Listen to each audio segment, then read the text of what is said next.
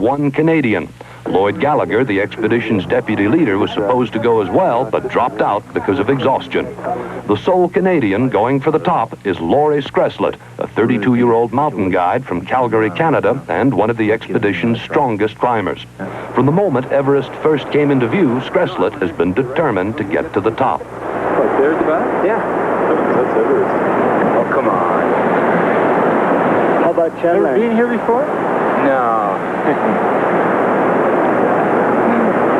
When a series of tragic accidents in the icefall a month ago killed 4 members of the expedition, 6 of the Canadians quit the climb. But Skreslet, although deeply affected by the deaths, kept going. I helped carry down the body of the Sherpa that we could retrieve, and was there when we retrieved Blair. And I kept wondering if there's something wrong with me, but I felt I still had a lot left inside me. Yep, all right. No lie, do this away with Ted. Jack, turn the dial. Laurie Skreslet will need everything he's got, Ted, because the summit pyramid of Everest is 3,000 feet high, and it takes 13 to 14 hours to get to the top and then back down again to safety at High Camp.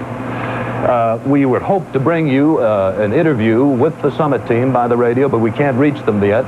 Bill March is up on the mountain, but radio problems have kept us from reaching him.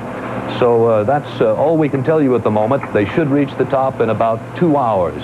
Disappointing that we won't get live pictures, but we may get some radio transmissions, and we could see them through a long lens from the base of the mountain, but we'll know that later on. All right, Jack, now I understand that they haven't totally given up yet on the idea of having a live transmission from the peak, although if I understood you correctly earlier today, we're talking about what, about a week from now? That's correct. The reason why they won't be making a second summit bid right away is that they're exhausted. The climbers have now been at altitude, that is over 18,000 feet above sea level, at altitude for nearly 3 weeks. And above 18,000 feet, the body deteriorates. No matter what you do, oxygen, pills, food, the body deteriorates. They've also been pushing themselves extra hard, perhaps because of the 4 deaths, the accidents that occurred on the icefall earlier. The team is determined to make the first Canadian ascent, and they've been driving themselves too hard. I should point out that the reason why Laurie Skreslet is the only Canadian who's fit enough to be on that summit team is that he is the one who has spent the least time at altitude. You heard him just a moment ago in that interview refer to the fact he helped bring down one of the dead Sherpas, one of the Sherpas who died in the accident. Well, he strained himself so much, I believe he fell into a crevasse getting the Sherpa's body down, that he cracked 2 of his ribs. As a result, he had to go way down below base camp, and when he came back, the climbers were already on the climb, and he spent the least time at altitude. He has been the least debilitated by altitude. All right, Jack Smith, thanks very much. I'd like to make this point, and you, of course, will be standing by. If for some reason you are able to get through by radio, we'll come back to you later in this broadcast. Thank you, Jack. Thank you, Ted. In a moment, our principal focus for tonight, the Soviet Sputnik satellite, which was launched 25 years ago today, and the remarkable competition between the Soviet Union and the United States, which that event began. My brother Francis and I are in the business of saving souls. I also save money and budget. Francis goes elsewhere. Not only do I get the budget price, I get this tuck-away tote bag. Events in the history of mankind, but what made it absolutely startling to Americans is that we were on the sidelines, and it stayed that way for an uncomfortably long time, as science editor Jules Bergman reports. On the launching pad is Sputnik Zemlya First, freely translated to mean traveling companion to the Earth. The Soviet Union is launching the first Earth satellite. The shock of the 184-pound Sputnik orbiting the Earth hit like a lightning bolt. It was almost impossible for Americans, used to being first, to realize somebody else had beaten them. It was a technological Pearl Harbor. Man invaded space and a new age began for civilization. Russia had won the opening round in rocket supremacy. I began to worry immediately that, as I suspect most Americans did, that, oh my goodness, the Russians have got a leg up on us, we're behind. And I began to think then seriously in '57 about the Air Force's future in space. Sputnik indeed reshaped Frank Borman's life. He became an astronaut and later flew around the moon. July 1st marks the beginning of one of the great scientific adventures of our time. Under President Eisenhower, the U.S. was pushing ahead with its own rocket, the Vanguard, for the International Geophysical Year. But for a while it seemed that the U.S. was incapable of doing what the Soviets had just done. When America's Vanguard rocket exploded on the pad at Cape Canaveral, the shock waves ricocheted clear to Washington. The Army then promised it could salvage America's shattered prestige by getting the first U.S. satellite into orbit within 90 days. And it did with Explorer 1, the first tiny U.S. satellite to orbit the Earth. It was instrumental in the first scientific discovery, the Van Allen radiation belts. The space race was now really on. 3 years later, another psychological setback when the Russians put the first man into orbit, Yuri Gagarin. It was a single orbit flight, lasting less than 2 hours. The first small step in catching up came less than a month later with Alan Shepard's 15-minute suborbital flight. I speak on behalf of the Vice President, who is Chairman of our Space Council and who bears great responsibilities in this field, the members of the House and Senate Space Committee who are with us today, and this decoration, which is gone from the ground up here. I believe that this nation should commit itself to achieving the goal before this decade is out of landing a man on the moon and returning him safely to the Earth. No single space project in this period will be more impressive to mankind or more important for the long-range exploration of space, and none will be so difficult or expensive to accomplish. Not until the following February was the U.S. able to put its first man into orbit, Colonel John Glenn, on a 3-orbit flight lasting just under 5 hours. But still more honors went to the Russians. In 1965, Alexei Leonov was the first man to walk in space. This time, America was only 3 months behind and closing the gap rapidly, with Major Ed White walking in space on Gemini 4. Then, for the first time, America actually took the lead. Gemini 6 rendezvoused in space with Gemini 7, its target, which then went on to set a new space endurance record of nearly 14 days. Gemini 6, Houston is standing by. 5, 4, holding momentarily. 3, 2, 1, 0, liftoff. Meantime, unmanned reconnaissance spacecraft were paving the way for the Kennedy-inspired moon landing. First, Ranger, showing us that we could get to the moon. Then, Lunar Orbiter, which mapped the moon. And finally, Surveyor, which soft-landed and sampled the soil. 2, 1, 0, all engine running. Liftoff. We have a liftoff. America finally won the moon race when Neil Armstrong and Buzz Aldrin in the lunar module Eagle landed in the Sea of Tranquility. Houston, Tranquility Base here. The Eagle has landed. Roger, Tranquility. We copy you on the ground. You got a bunch of guys about to turn blue. We're breathing again. Thanks a lot. Okay, Houston, I'm on the porch. That's one small step for man, one giant leap for mankind.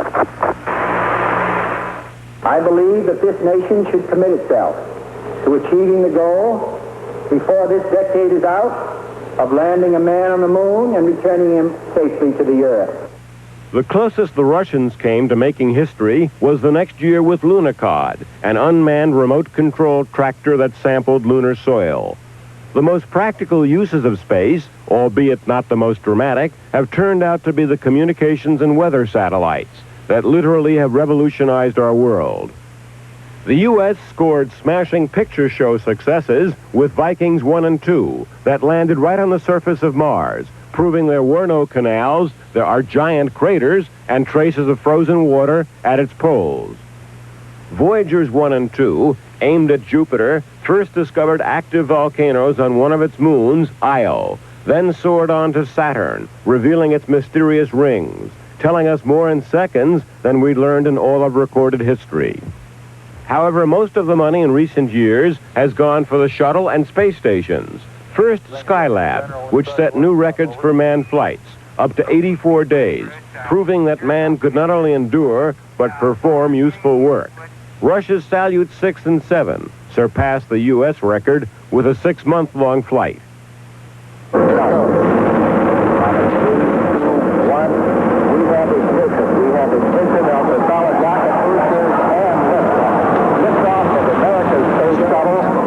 Now the space shuttle is proving that man can operate routinely in space, performing commercial, military, and scientific flights. America is coming up on its 5th shuttle flight, the first operational mission, where the Columbia will launch 2 communication satellites for profit. 3, 2, 1, touchdown. 4, 3, touchdown. Welcome home, Columbia. Beautiful, beautiful. A major purpose of the shuttle is the defense of the U.S. from Soviet space or missile attack. The future, it was once said the sky has no limits, just as clearly space has no limits. Dr. Robert Goddard, the father of U.S. rocketry, once said, "The dream of yesterday is the hope of today and the reality of tomorrow." The last 25 years have certainly proven him right. This is Jules Bergman for Nightline in Washington. When we return, we'll talk about the beginnings of man in space and the future with a top Soviet expert on exploration of the planets, with the founder of NASA's Goddard Institute for Space Studies, and with the last American to walk on the moon, former astronaut Gene Cernan. A lot of typewriters make it easy to produce letter-perfect letters. But what makes a perfect typewriter? If you want one that erases by itself, you can get the correcting Selectric typewriter or the new Xerox. From KTRK in Houston is Gene Cernan, the former U.S. astronaut who now serves as an advisor on U.S. space missions to ABC News, and who was the commander of the last American manned landing on the moon. Also with us tonight from our studio in New York, Dr. Robert Jastrow, founder and former director of NASA's Goddard Institute of Space Studies, now a professor at Columbia and Dartmouth Universities. And from Moscow, Leonid Xanfomality, chief of the laboratory at the Soviet Union Institute for Space Exploration, who specializes in exploration of the planets. Gentlemen, and I would like to go first to Moscow, and you, Dr. Xanfomality, what were you doing 25 years ago today? Well, 25 years ago, I was a very young engineer, and launching of the first satellite make, in a certain sense, make my future. As since 1959, I worked in a region of astronomy and exploration of the space, especially of exploration of the planets. Perhaps you would be good enough just to tell us about your own feelings 25 years ago when Moscow launched Sputnik. Yes, it is impossible to tell now and to express now in the whole volume the impression of that time. It was not only my own impression of many millions of people. You see, before the launching of the first satellite, it was impossible to have a real contact with big cities, with big towns, all around the country, all around the world, as we have the opportunity now. The example is my presence on your screen. And impression was so high that people, many people, were walking in the streets and saw in the sky, looking for small, brilliant point walking through the sky. It was the first satellite, it was the first rocket. The impression was so big that all the discussion, even between old people, even between old women, was discussion about the satellite. All the country, all the people were involved in discussion about this matter. If, forgive me, I'd like to jump back here to the United States for a moment, because if the feeling in the Soviet Union at that time was one of euphoria, and I'm sure it was, Dr. Jastrow, can you remember what the feeling was here in the United States? Do you remember what your own feeling was? thought right away that anything that can launch a Sputnik can also put an ICBM into orbit. And if anyone had any doubt about that matter, Khrushchev immediately told us that that was really the point to it all. Do you remember what your own feelings, though, were? Was there a sense of being irretrievably behind, or was this the necessary spark to light the American space program? Well, certainly was that. I was working with the Vanguard, the ill-fated Vanguard project at the time, and that's how I was involved. But I think the general feeling was that the Russians claimed that they had a very powerful military threat, and no one knew whether to believe them. And the Sputnik proved that point. And again, Khrushchev immediately announced that that was really the point to it all. Gene Cernan, let me just go once around quickly and ask you, do you remember where you were, what you were doing, what your impression was? Ted, I was just a young ensign in the Navy, still learning how to fly back in 1957, and never at that time had a dream of what destiny might have in store for me or for our generation at that period of time.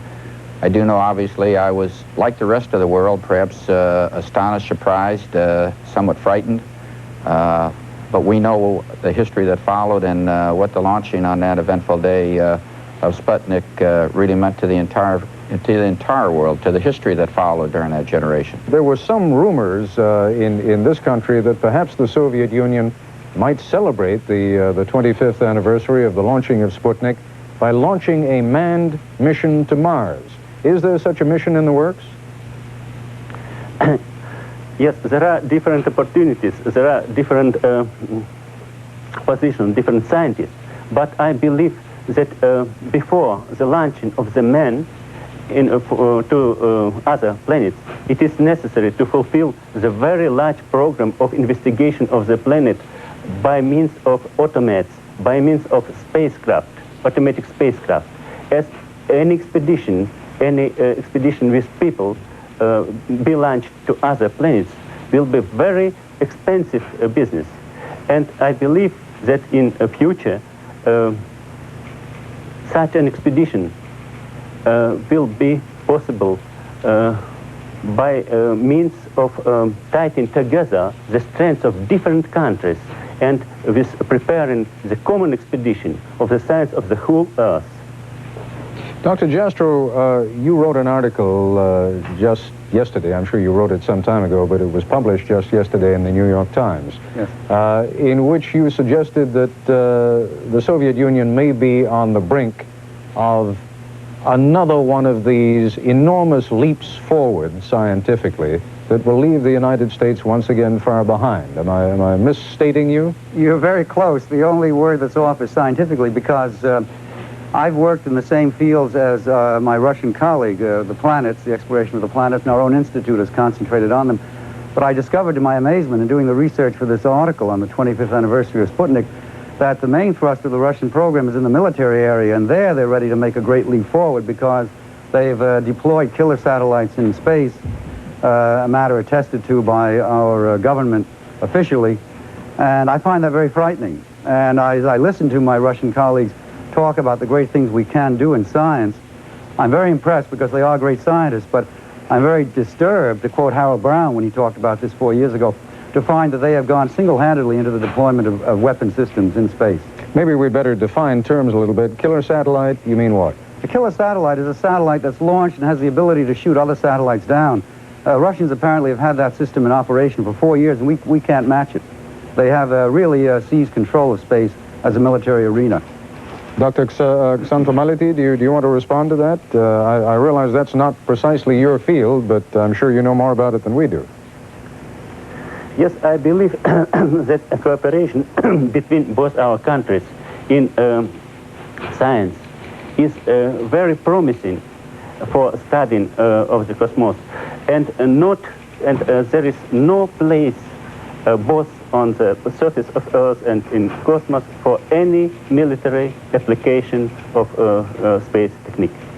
I believe that only peaceful cooperation between our countries will be the nearest future of work in this region. I don't want to misunderstand you, and I realize you are operating at a disadvantage here, and it's very good of you to speak to us in English, but I thought I heard you say that, or at least suggest, that the Soviet Union is not at all following The use of any kind of military space application? Is that what you're saying?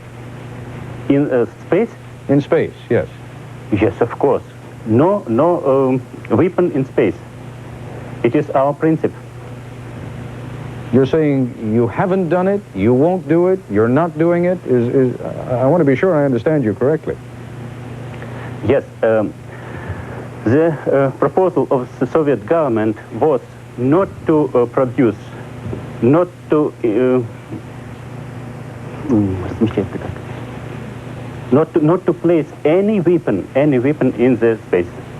Dr. Jastrow, I have to fall back on your expertise, yes, because I'm really unequipped to respond to that. How would you respond?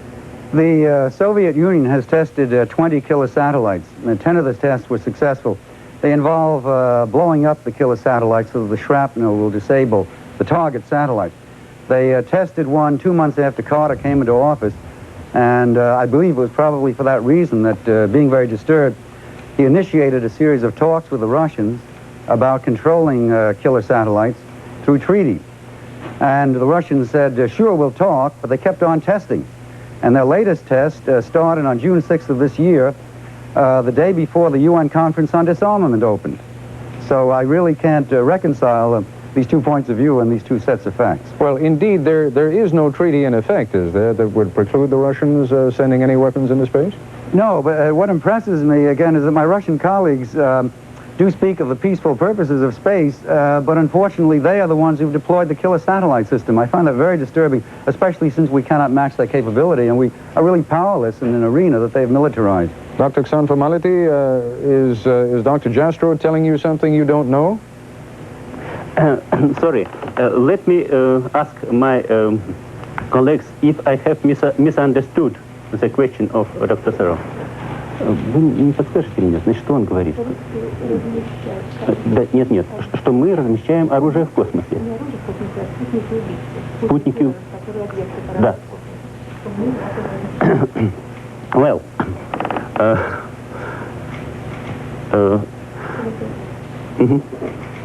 yes, there is no misunderstanding.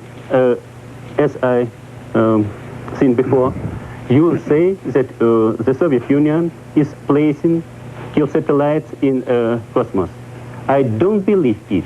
I don't believe that any publication on this matter in your country and other countries have any ground. As it was announced that the Soviet Union consider